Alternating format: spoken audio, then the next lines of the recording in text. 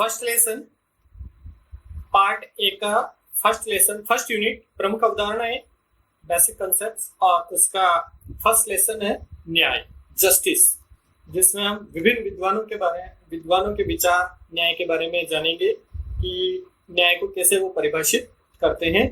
ये पूरा जो लेसन है फर्स्ट लेसन, इसकी पीडीएफ फाइल में आपको उपलब्ध करा रहा हूँ ग्रुप में।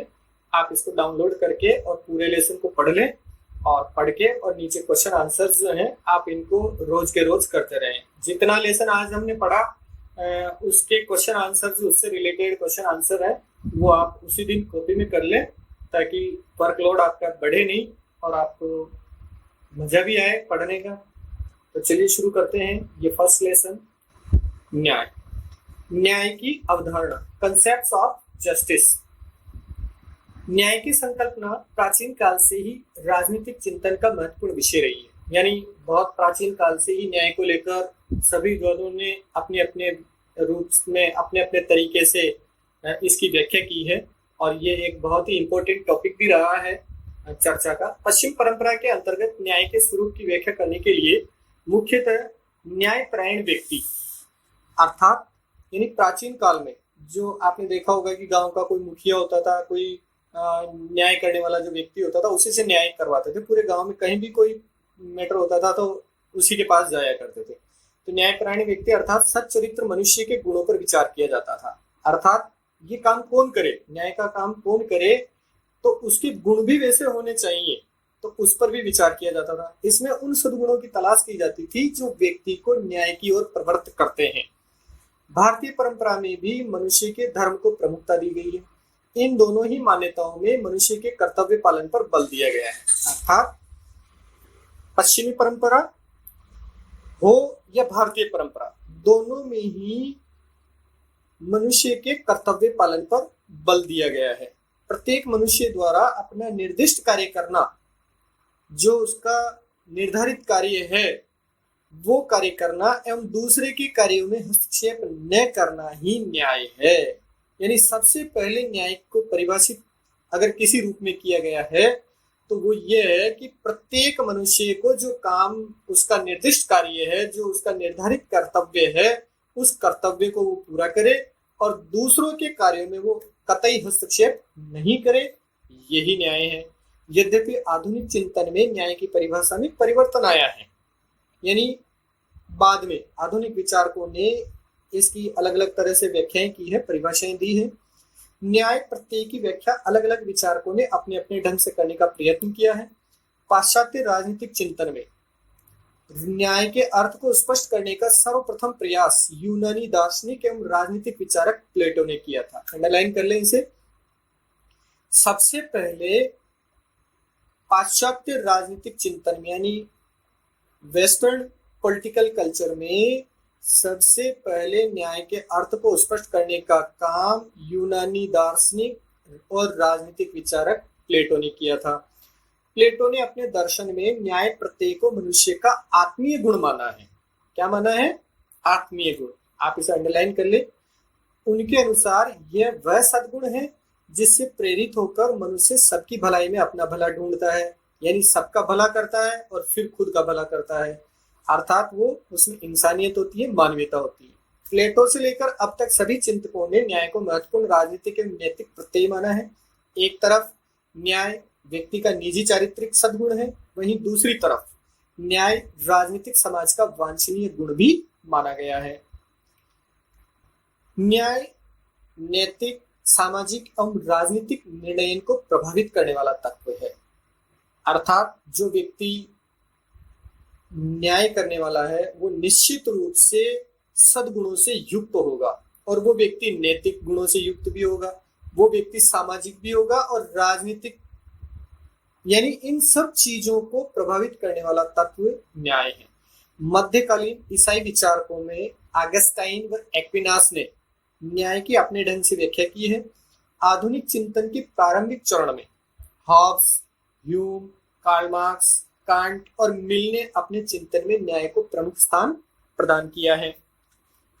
समकालीन विचारकों में जॉन रॉल्स ने न्याय को नवीन स्वरूप में प्रस्तुत किया है। प्लेटो का न्याय संबंधी विचार अब सबसे पहले हम बात करते हैं प्लेटो के बारे में कि प्लेटो ने न्याय की कैसे व्याख्या की है, प्लेटो का न्याय संबंधी विचार क्या है। Plato's concept of justice. Plato का न्याय से तात्पर्य है प्रत्येक व्यक्ति द्वारा अपना निर्दिष्ट कार्य करना और दूसरों के कार्यों में हस्तक्षेप नहीं करना। प्लेटो ने न्याय को एक मौलिक सद्गुण मानते हुए कहा है कि हम सभी अपेक्षित हितों को साधने में सहायक बने।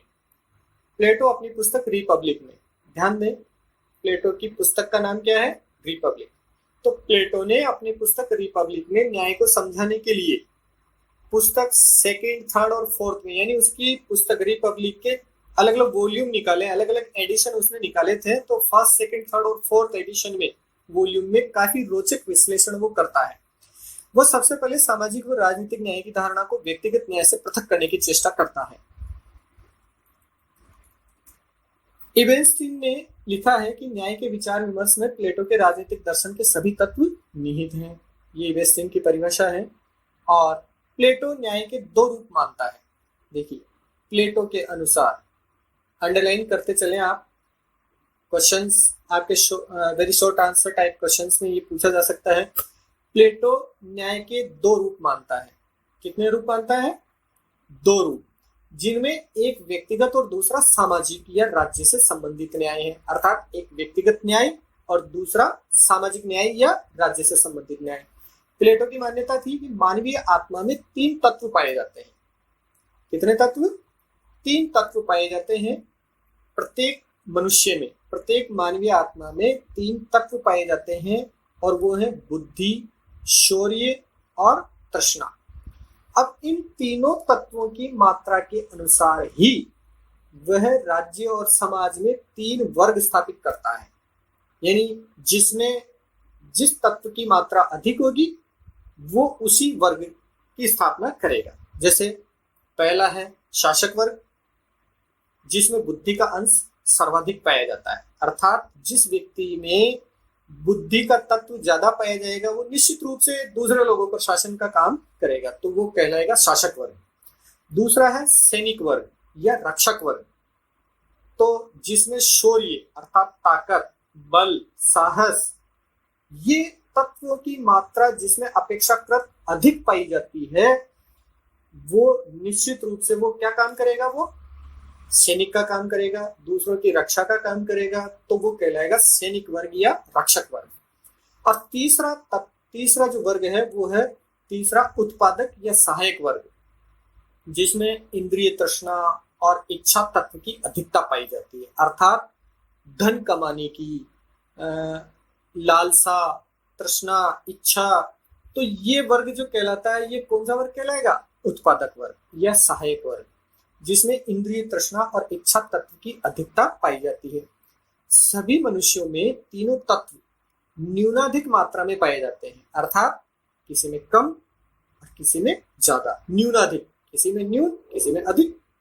तो ये प्रत्येक मनुष्य में तीनों तत्वों की मात्रा पाई जाती है। अब वो कोई तत्व किसी में ज्यादा होगा और कोई तत्व किसी में कम होगा, परंतु जिस तत्व की मात्रा प्रधान रूप से पाई जाती है वही उसके सद्गुणों को प्रवृत्त करता है। प्लेटो न्याय को आत्मा का मानवीय सद्गुण मानता है। प्लेटो के अनुसार आत्मा में निहित न्याय का विचार वास्तव में राज्य में निहित न्याय का ही सादृश्य है। जिस प्रकार व्यक्ति की आत्मा में विद्यमान न्याय व्यक्तित्व के विभिन्न पक्षों को परस्पर संतुलित करता है, उसी भांति राज्य में व्याप्त न्याय समाज के तीनों वर्गों में सामंजस्य स्थापित करता है। प्रत्येक व्यक्ति को वही कार्य करना चाहिए जिसके लिए वह प्राकृतिक रूप से सर्वाधिक समर्थ व उपयुक्त है। अर्थात जिस व्यक्ति में जिस तत्व की अधिकता है उसे वही कार्य करना चाहिए। अर्थात प्रकृति ने मान लीजिए किसी को बहुत अधिक बलशाली, ताकतवर बनाया है, तो उसे निश्चित रूप से सैनिक का ही कार्य करना चाहिए, रक्षा का ही कार्य करना चाहिए। तो प्रत्येक व्यक्ति को वही कार्य करना चाहिए जिसके लिए वह प्राकृतिक रूप से, यानी प्रकृति ने जिस तत्व की जिसमें अधिकता दी है उसे वही कार्य करना चाहिए जिसके लिए वो समर्थ हो, जिसके लिए वो उपयुक्त हो। इसी तरह राज्य के तीनों वर्गों को भी अपने अपने निर्दिष्ट कार्य क्षेत्र की परिधि में ही कार्य करना चाहिए। दूसरों के कार्यों में अनावश्यक हस्तक्षेप को प्लेटो व्यक्ति और राज्य दोनों के लिए अनिष्टकारी मानता है। चाहे वो व्यक्तिगत व्यक्ति के लिए भी या राज्य के लिए, दोनों के लिए वो इस हस्तक्षेप को अनिष्टकारी मानता है। अर्थात व्यक्ति को दूसरों के कार्य में अनावश्यक हस्तक्षेप नहीं करना चाहिए। इन तत्वों की उपस्थिति के अनुपात में ही प्रत्येक व्यक्ति को अपनी योग्यता और क्षमता के अनुरूप आचरण करना चाहिए और दूसरों के कार्यक्षेत्र में हस्तक्षेप नहीं करना चाहिए। इस प्रवृत्ति को प्लेटो न्याय की संज्ञा देता है। प्लेटो ने अपने न्याय के सिद्धांत को एक नैतिक सिद्धांत के रूप में प्रतिपादित किया है, न कि कानूनी सिद्धांत के रूप में। अर्थात प्लेटो क्या कहता है? प्लेटो इसे नैतिक सिद्धांत के रूप में प्रतिपादित करता है कि मनुष्य में जिस तत्व की अधिकता होती है वो स्वतः ही वही काम उसे करना चाहिए। इसे कानूनी सिद्धांत के रूप में अर्थात राज्य के द्वारा बाध्यता के रूप में उसे नहीं करना चाहिए। उनका न्याय सिद्धांत कार्य विशेषीकरण के सिद्धांत पर आधारित है, जो प्रत्येक व्यक्ति को समाज के प्रति विशेष योगदान हेतु प्रेरित करता है। तो ये था प्लेटो के न्याय संबंधी विचार। और अब हम बात करते हैं अरस्तु के न्याय संबंधी विचारों के बारे में। अरस्तु जो कि प्लेटो का ही शिष्य था, तो अरस्तु ने न्याय को लेकर कैसे व्याख्या की है, कैसे उसकी परिभाषा की है। तो अरस्तु के न्याय संबंधी विचार प्लेटो के शिष्य अरस्तु के अनुसार, ध्यान दीजिए, अंडरलाइन कर लें, प्लेटो के शिष्य। अरस्तु कौन था? प्लेटो का शिष्य। प्लेटो के शिष्य अरस्तु के अनुसार न्याय का सरोकार मानवीय संबंधों के नियमन से है। अरस्तु का विश्वास था कि लोगों के मन में न्याय के बारे में एक जैसी धारणा के कारण ही राज्य अस्तित्व में आता है। यानी राज्य का गठन कैसे होता है कि सभी लोगों के मन में एक जैसी धारणा होती है, वो सभी ये चाहते हैं कि हम सभी की रक्षा के लिए, हम सभी की साधन सुविधा के लिए राज्य का गठन होना चाहिए। तो सभी के मन में एक जैसी धारणा के कारण ही राज्य अस्तित्व में आता है। इस मानकीय धारणा के रूप में न्याय समग्र सात्विकता को प्रतिबिंबित करता है। प्रयोग क्षेत्र के आधार पर अरस्तु ने न्याय के दो रूप प्रस्तुत किए हैं। पहला है वितरणात्मक न्याय। अरस्तु ने दो रूपों में न्याय की व्याख्या की है। अरस्तु ने न्याय के दो रूप बताए हैं, अंडरलाइन कर लें आप। पहला वितरणात्मक न्याय और दूसरा सुधारात्मक न्याय। तो पहले हम बात करते हैं वितरणात्मक न्याय की, डिस्ट्रीब्यूटिव जस्टिस की। अरस्तु वितरणात्मक न्याय के अंतर्गत शक्ति एवं संरक्षण का वितरण, ध्यान दीजिएगा, अंडरलाइन कर लें। अरस्तु वितरणात्मक न्याय के अंतर्गत शक्ति एवं संरक्षण का वितरण व्यक्ति की योग्यता व योगदान के अनुरूप करने की बात कहता है। अर्थात व्यक्ति का समाज में जितनी उसकी योग्यता है, जिसकी जितनी क्वालिटी है, जिसमें जितनी उसकी एबिलिटी है और समाज में कितना उसका योगदान है, उसके अनुरूप ही उसे शक्तियां प्रदान की जानी चाहिए और राज्य के द्वारा उसे संरक्षण प्रदान किया जाना चाहिए। वह अनुपातिक समानता का पक्षधर है। समानता की अवधारणा के अनुसार लाभ एवं उत्तरदायित्व व्यक्ति की क्षमता और सामर्थ्य के अनुपात में ही होने चाहिए। यानी समाज में वो कितना दे रहा है, समाज में उसका कितना योगदान है, उसी के अनुसार उसे लाभ प्राप्त होना चाहिए और उत्तरदायित्व भी उसी के अनुसार उसे प्राप्त होने चाहिए। तो ये है अरस्तु का पहला न्याय का रूप, वितरणात्मक न्याय, डिस्ट्रीब्यूटिव न्याय, डिस्ट्रीब्यूटिव जस्टिस, जिसमें वो ये कहता है कि शक्ति और संरक्षण का वितरण व्यक्ति की योग्यता और समाज में दिए गए उसके योगदान के अनुरूप ही होना चाहिए। अब दूसरा है सुधारात्मक न्याय, करेक्टिव जस्टिस। अरस्तु का सुधारात्मक न्याय से तात्पर्य ऐसे न्याय से है जो नागरिकों के अधिकारों की अन्य व्यक्तियों के द्वारा हनन की रोकथाम पर बल देता हो। सुधारात्मक न्याय में राज्य का उत्तरदायित्व है कि वह व्यक्ति के जीवन, संपत्ति, सम्मान और स्वतंत्रता की रक्षा करे। इस प्रकार वितरणात्मक न्याय से प्राप्त मनुष्य के अधिकारों की रक्षा के लिए राज्य द्वारा की गई व्यवस्था को सुधारात्मक न्याय की संज्ञा देता है। अर्थात पहले प्रकार का जो न्याय है वितरणात्मक न्याय के द्वारा जो उसे प्राप्त हो रहा है, उस प्राप्त की गई शक्ति को या उसकी जो उत्तरदायित्व है उनको राज्य के द्वारा उसके जीवन को, व्यक्ति के जीवन को, उसकी संपत्ति को, उसके सम्मान को और उसकी स्वतंत्रता की रक्षा करने का काम राज्य का है। तो इस प्रकार अरस्तु जो है वो न्याय का दूसरा रूप बताता है, सुधारात्मक न्याय।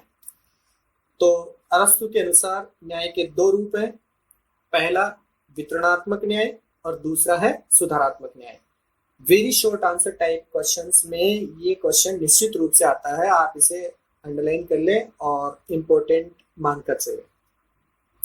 चलिए अब हम बात करते हैं मध्यकाल में न्याय संबंधी विचार। ये थे पाश्चात्य काल या प्राचीन काल में जो न्याय संबंधी विचार थे, प्लेटो और अरस्तु उसके प्रमुख प्रतिपादक थे। अब बात करते हैं अपन मध्यकाल में, मिडाइवल पीरियड में संत ऑगस्टाइन अपने ईश्वरीय राज्य के सिद्धांत को प्रतिपादित करने में न्याय को इसका महत्वपूर्ण व अपरिहार्य तत्व मानता है। देखिए ध्यान दीजिएगा, आप अंडरलाइन कर लें, मध्यकाल का प्रमुख विचारक कौन है? संत ऑगस्टाइन। इसने ईश्वरीय राज्य के सिद्धांत को प्रतिपादित करने में न्याय को इसका महत्वपूर्ण व अपरिहार्य तत्व माना है। वह अपनी रचना the city of God, underline कर ले, संत ऑगस्टाइन की रचना द सिटी ऑफ गॉड में लिखते हैं कि जिन राज्यों में न्याय विद्यमान नहीं है वे केवल चोर उच्चकों की खरीद फरोख्त है। अंडरलाइन कर ले इसे। ये प्रश्न भी निश्चित रूप से बोर्ड में पूछा जाता है, अधिकतर वर्षों में ये प्रश्न रिपीट होता है। तो जिन राज्यों में न्याय विद्यमान नहीं है वे केवल चोर उच्चकों की खरीद फरोख्त है। ये कथन किसका है? संत ऑगस्टाइन का। ऑगस्टाइन परिवार, लौकिक राज्य और ईश्वरीय राज्य के संदर्भ में न्याय की विवेचना करते हैं। व्यक्ति द्वारा ईश्वरीय राज्य के प्रति कर्तव्य पालन को ही वह न्याय मानते हैं। अंडरलाइन कर ले, व्यक्ति द्वारा ईश्वरीय राज्य के प्रति कर्तव्य पालन को ही वह न्याय मानते हैं।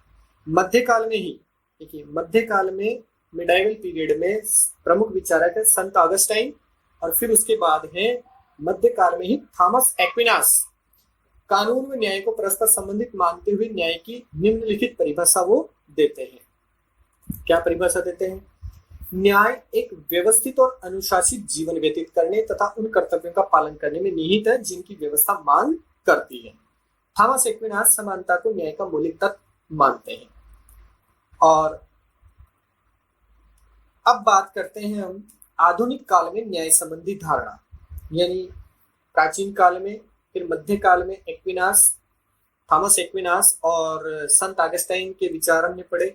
अब आधुनिक काल में न्याय संबंधी क्या धारणा है, कौन कौन से विचारक न्याय को परिभाषित करते हैं? आधुनिक युग में डेविड ह्यूम, जिसका जीवन काल 1711 से 1776 है, ने यह मत व्यक्त किया कि न्याय का अर्थ नियमों की पालना मात्र है। अर्थात प्रत्येक व्यक्ति को जो निर्दिष्ट नियम बताए गए हैं, जो निर्दिष्ट कर्तव्य उसको दिए गए हैं, उनकी पालना करना है। क्योंकि अनुभव से यह सिद्ध हो चुका है कि ये नियम सर्वहित का आधार है। अतः सर्वहित या सार्वजनिक उपयोगिता को न्याय का एकमात्र स्रोत होना चाहिए। मनुष्य की प्रकृति, तर्क बुद्धि या अनुबंध में इन नियमों का स्रोत ढूंढने से कोई लाभ नहीं। फिर उपयोगितावाद के प्रवर्तक जेरेमी बेंथम ने कहा, ध्यान दीजिए, अंडरलाइन कर लीजिए, उपयोगितावाद के प्रवर्तक जेरेमी बेंथम ने कहा कि प्राकृतिक कानून सरीखी शब्दावली यथार्थ मूल्यों को धुंधला कर देती है।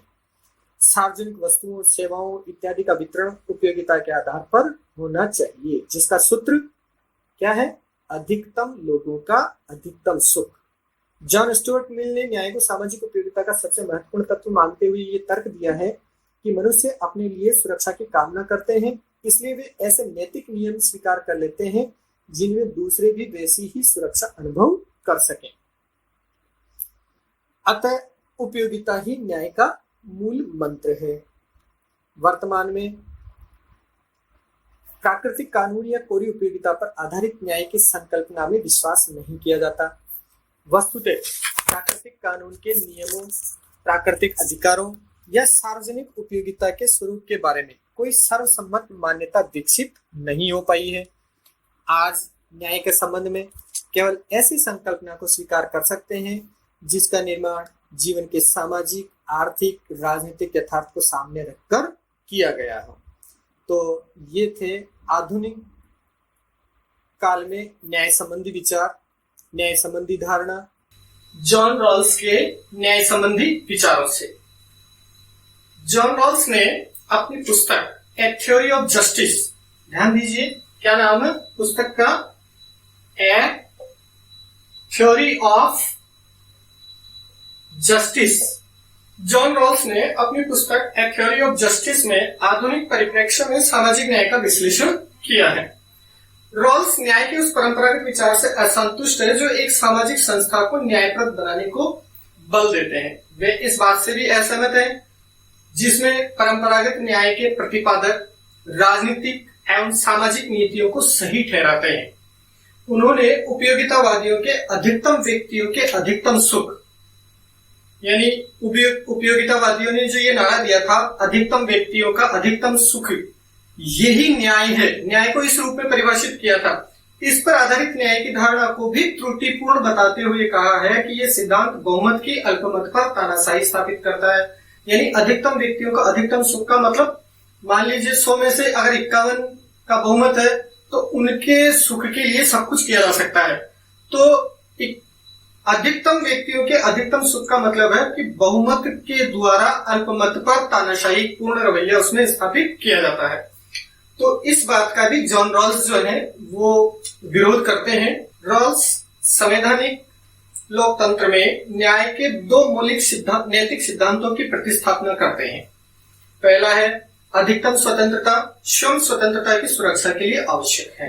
यानी जॉन रॉल्स जो है वो दो चीजों को प्रतिस्थापित करते हैं, न्याय के रूप में परिभाषित करते हैं और कहते हैं कि अधिकतम स्वतंत्रता यानी व्यक्ति को ज्यादा से ज्यादा स्वतंत्रता दी जानी चाहिए। अधिकतम स्वतंत्रता स्वयं स्वतंत्रता की सुरक्षा के लिए आवश्यक है। इस सिद्धांत के अंतर्गत प्रत्येक व्यक्ति को व्यापक स्वतंत्रता प्राप्त होती है जो उस जैसे अन्य व्यक्तियों को भी उपलब्ध रहती है। अर्थात प्रत्येक व्यक्ति को अधिकतम स्वतंत्रता देने का पक्षधर है जॉन रॉल्स। व्यक्ति व राज्य द्वारा ऐसे सामाजिक व आर्थिक स्थितियां स्थापित की जाती हो जो सबके लिए कल्याणकारी हो। अर्थात जॉन रॉल्स का दूसरा सिद्धांत जो है वो ये कहते हैं कि व्यक्ति और राज्य के द्वारा ऐसी सामाजिक और आर्थिक स्थितियां स्थापित की जानी चाहिए जो सबके लिए कल्याणकारी हो। सबकी प्रगति के लिए वह अज्ञानता के पर्दे, वेल ऑफ इग्नोरेंस, अज्ञानता के पर्दे के सिद्धांत को स्थापित करते हैं। अंडरलाइन कर ले, जॉन रॉल्स द्वारा प्रतिपादित सिद्धांत अज्ञानता के पर्दे का सिद्धांत क्या वो स्थापित करते हैं। रॉल्स के अनुसार न्याय के नियमों का निर्माण करने से पूर्व मनुष्य अज्ञानता के पर्दे के पीछे है। अर्थात वे अपनी उस मूल स्थिति में आ जाते हैं जहां वे योग्यताओं, हितों, क्षमताओं आदि में समान है, सब एक जैसे हैं। इस स्थिति में न्याय की सर्वप्रथम मांग सबको समान स्वतंत्रता तथा अवसरों की उचित समता की होती है। अर्थात जीवन की मूलभूत आवश्यकताओं से जुड़ी वस्तुओं का बिना किसी भेदभाव के समान वितरण हो। यानी जॉन रॉल्स यहाँ ये कहते हैं कि जीवन की मूलभूत आवश्यकताएं जो भी हैं उनसे जुड़ी हुई वस्तुओं का लोगों में भेदभावपूर्ण वितरण नहीं हो। बिना किसी भेदभाव के सभी में समान रूप से उसका वितरण किया जाना चाहिए। इस नियम से विलक तभी हुआ जा सकता है जब इससे हीनतम को अधिकतम लाभ मिले। और इसके बाद है भारतीय राजनीतिक चिंतन में न्याय, यानी अगले पॉइंट के बारे में हम बात करेंगे।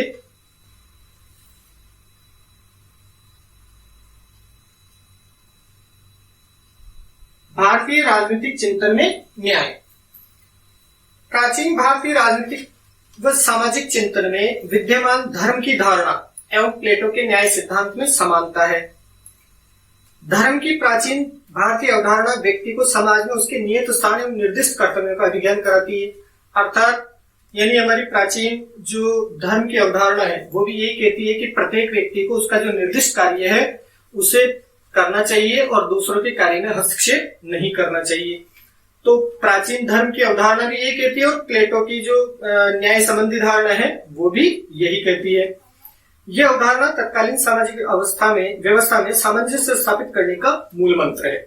स्वधर्म का भाव, स्वधर्म अर्थात खुद अपने धर्म का, अपने कर्तव्य, धर्म से तात्पर्य यहाँ पर है कर्तव्य, अपने कर्तव्य का, स्व कर्तव्य का पालन करना, उसके अपने कर्तव्यों का बोध कराता है। स्वधर्म का भाव व्यक्ति को उसके कर्तव्यों का बोध कराता है। व्यक्ति के अधिकारों व विशेष अधिकारों की उत्पत्ति स्वधर्म की पालना में निहित है।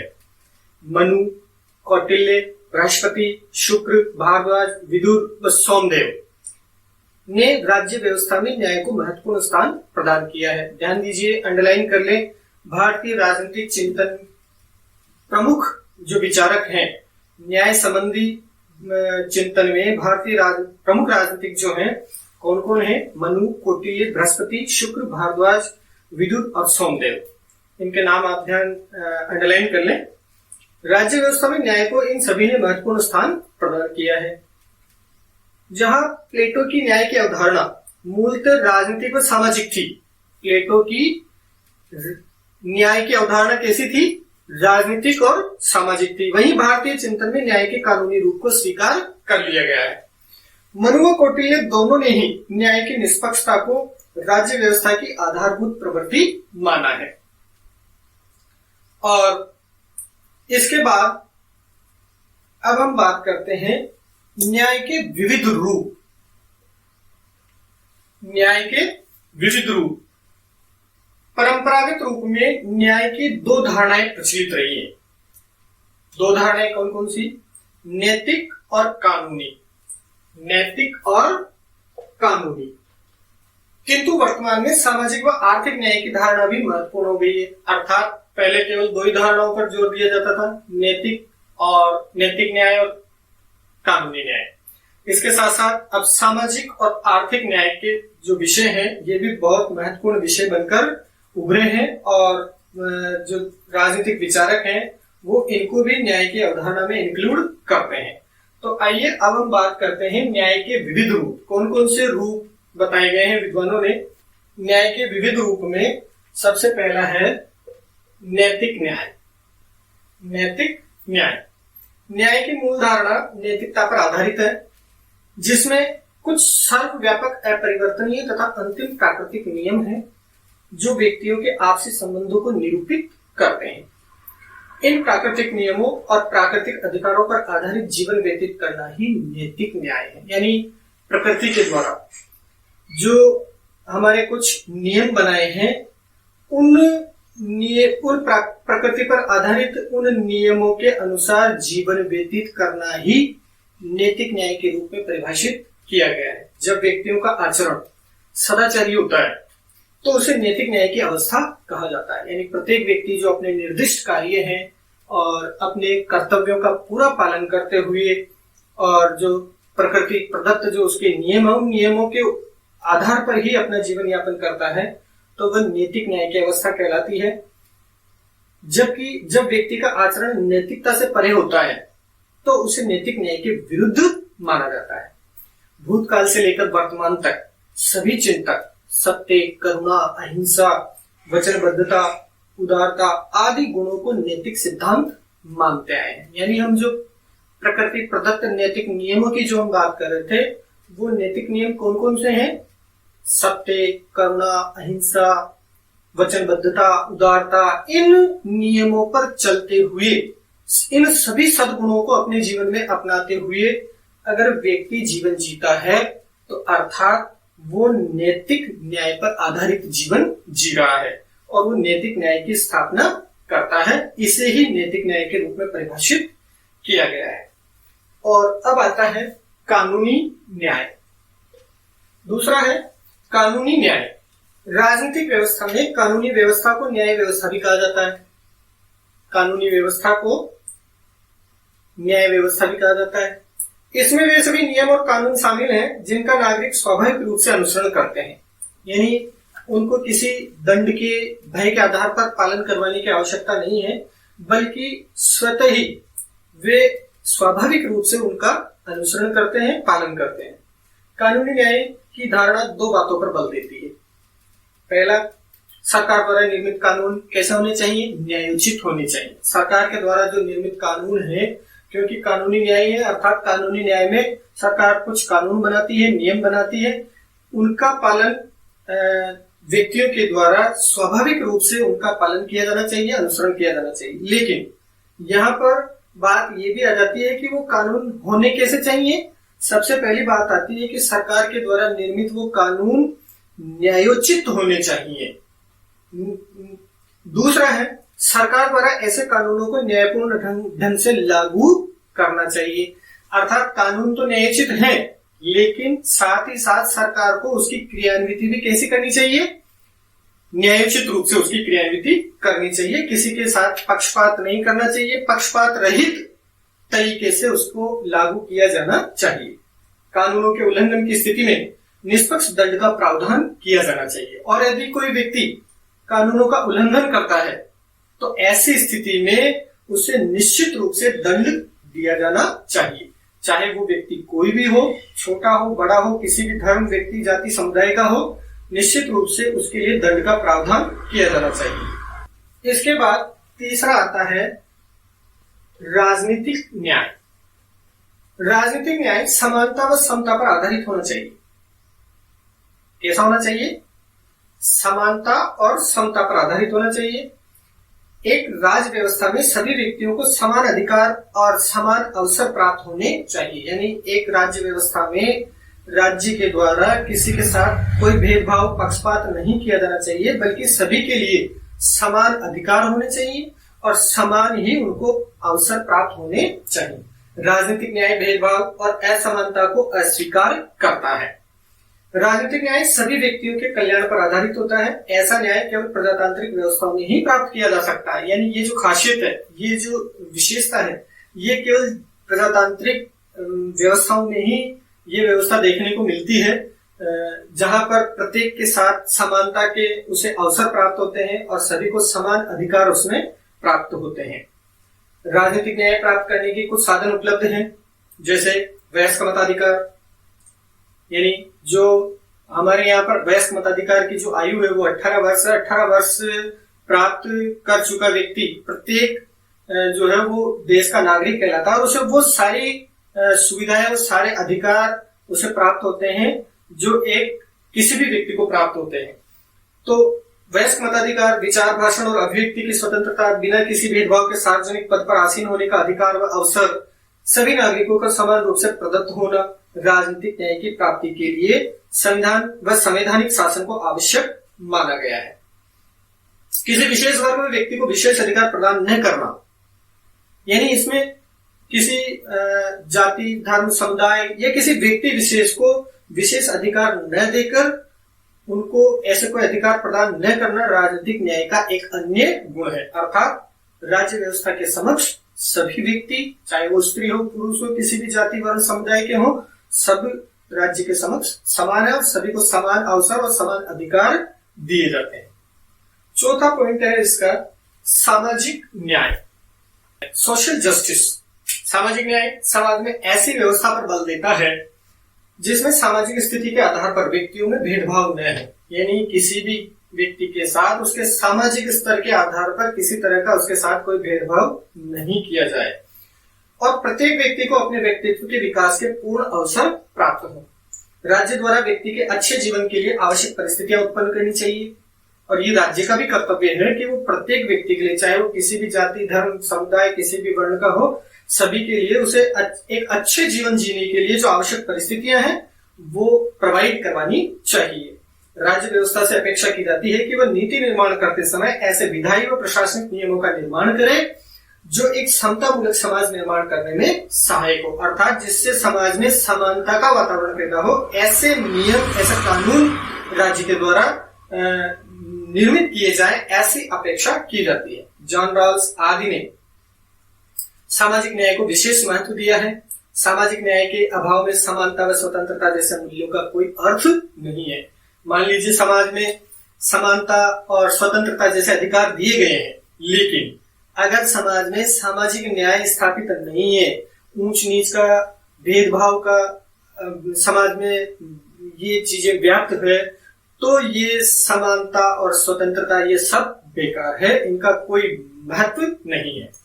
और अगला पॉइंट आता है पांचवा, आर्थिक न्याय, इकोनॉमिक जस्टिस। आर्थिक न्याय का उद्देश्य समाज में आर्थिक समानता स्थापित करना है। यानी बात करी थी हमने नैतिक न्याय, कानूनी न्याय, राजनीतिक न्याय, सामाजिक न्याय, यानी ये सारी चीजें अगर समाज में स्थापित है, नैतिक न्याय भी है, कानूनी न्याय भी है, राजनीतिक न्याय भी है, स्वतंत्रता भी है, समानता भी है, सब कुछ है, लेकिन अगर उसे आर्थिक न्याय स्थापित नहीं है समाज में, आर्थिक न्याय का उद्देश्य समाज में आर्थिक समानता स्थापित करना है, किंतु व्यवहार में आर्थिक समानता ला पाना अभी तक संभव नहीं हुआ है। आर्थिक न्याय का सिद्धांत इस बात पर बल देता है कि आर्थिक संसाधनों का वितरण करते समय, यानी जितने भी समाज में संसाधन उपलब्ध हैं उनका वितरण करते समय राज्य व्यवस्था को व्यक्ति की आर्थिक स्थिति का ध्यान रखा जाना चाहिए। आर्थिक न्याय धन संपदा के आधार पर व्यक्तियों के बीच पाई जाने वाली असमानता की निंदा करता है तथा गरीबी और अमीरी के बीच की खाई को कम करने पर बल देता है।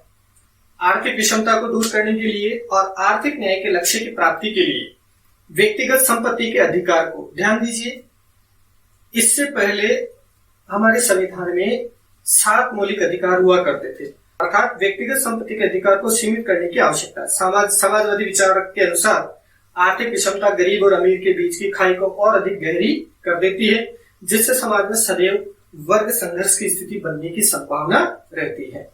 तो ये थे न्याय के विविध रूप, जिसमें नैतिक न्याय, कानूनी न्याय, राजनीतिक न्याय, सामाजिक न्याय और आर्थिक न्याय की हमने चर्चा यहाँ पर की है। और अब इन सब के बाद हम बात करेंगे निष्कर्ष की। यद्यपि न्याय के मौलिक स्वरूप में काफी परिवर्तन हो चुका है, लेकिन न्याय का लक्ष्य आज भी वही है जो सदियों पहले था। न्याय के सिद्धांत का मुख्य सरोकार सामाजिक जीवन में लाभों और दायित्वों के तर्कसंगत वितरण से है। न्याय की चर्चा केवल ऐसे समाज में प्रासंगिक होगी जिसमें वस्तुओं, सेवाओं, अवसरों इत्यादि का अभाव हो और जहां प्रचलित कानूनों, अधिकारों, संपत्ति संबंधों और नैतिक मान्यताओं की आलोचना करने और उनमें उपयुक्त परिवर्तनों की मांग करने की स्वतंत्रता और गुंजाइश हो। कुछ ऐसी प्रणालियां भी हो सकती हैं जिनमें न्याय की चर्चा निरर्थक होगी। उदाहरण के लिए शुद्ध सत्तावादी प्रणाली के अंतर्गत संपूर्ण वितरण के मानदंड पहले से निर्धारित होते हैं, वहां वितरण के नए मानदंडों की तलाश करना अनावश्यक है। फिर शुद्ध प्रतिस्पर्धात्मक प्रणाली के अंतर्गत सारा वितरण बाजार शक्तियों की परस्पर क्रिया से निर्धारित होता है, अतः वहां वितरण के नए मानदंडों को मान्यता नहीं दी जाती है। अंततः काल्पनिक साम्यवादी समाज के अंतर्गत अभाव की स्थिति ही समाप्त हो जाएगी और प्रत्येक व्यक्ति को अपनी अपनी आवश्यकता के अनुसार प्राप्त होगा। अतः वहां न्याय के किसी वैकल्पिक सिद्धांत पर विचार करना व्यर्थ होगा, जहां सबकी सभी आवश्यकता न्याय की समस्या ही समाप्त हो जाएगी। तो ये समाप्त हुआ अपना फर्स्ट लेसन न्याय। तो आज के लिए बस इतना ही। कल एक नए लेसन में पार्ट बी, यानी पॉलिटिकल साइंस का पार्ट बी, उसका फर्स्ट लेसन भारतीय संविधान की विशेषताओं के बारे में हम पढ़ेंगे, चर्चा करेंगे। Okay, good luck, good bye.